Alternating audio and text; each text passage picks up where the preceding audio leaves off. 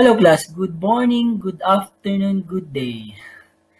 So, just a short review of your Google Classroom, how to use it properly or download, upload, turn in, hand in, using Google Doc online or pag offline naman, Microsoft Word offline naman yan. How to upload that one. Some really don't know how to use it, so let's help them.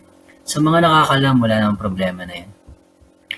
So, let's go to the class. Although nandito na ako, pero mas maganda we start from 0. There you go. I'll open the class. Google Classroom natin. For example, this is your Google Classroom, BSA 1F. Okay, that's your section. You will be directed to the stream. And that's the announcement I posted. Instructions. There you go. This one, number 2 for online, and this one is for offline, but I will be demonstrating it here already. So you can see the module 1 below the stream also. But if you don't want to open that one, you may go to classwork. And this is module 1, course outline, intro, motivational video. This is your Google Doc online. You can create your essay here. You may open this one or from your classwork, view assignment. You can also open it here.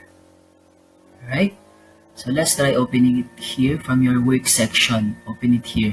Pero dun tayo sa kabila.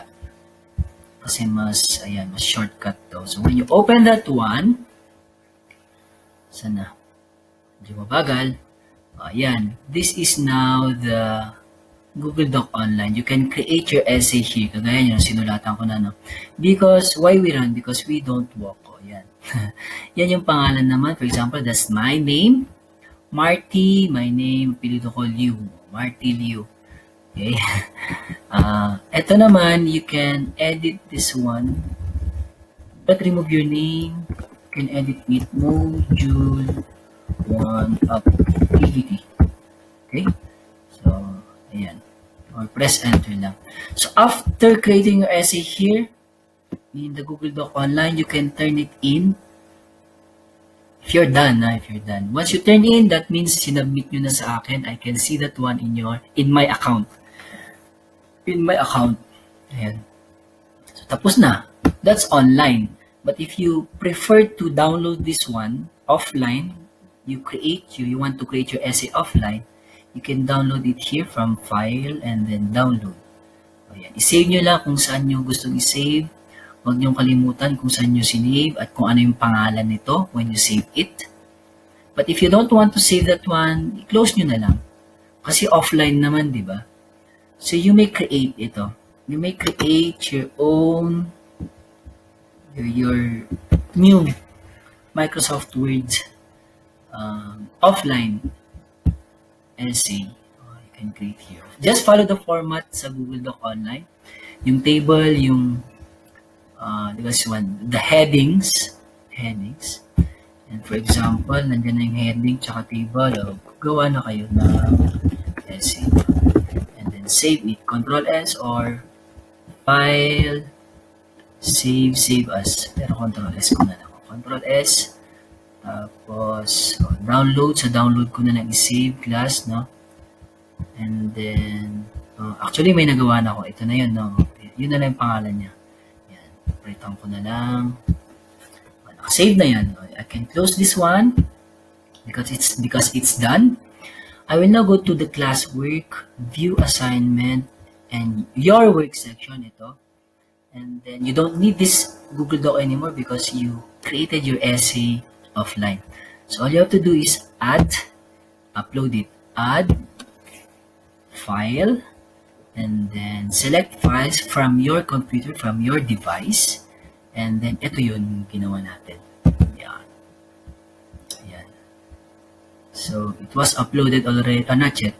You have to click this one, upload, done. Diyan na. Pero, not yet finished. You have to hand this in to me para makita ko. Dalawa ang mag-hand in ito, tsaka itong offline, tsaka online. Ito, you may close this one or you may remove it if you want. Because wala namang laman yan, no? If you wanna return it, make a copy. If you don't want to return it, since na ganyan na, ito na yung offline, hand in. Click hand in.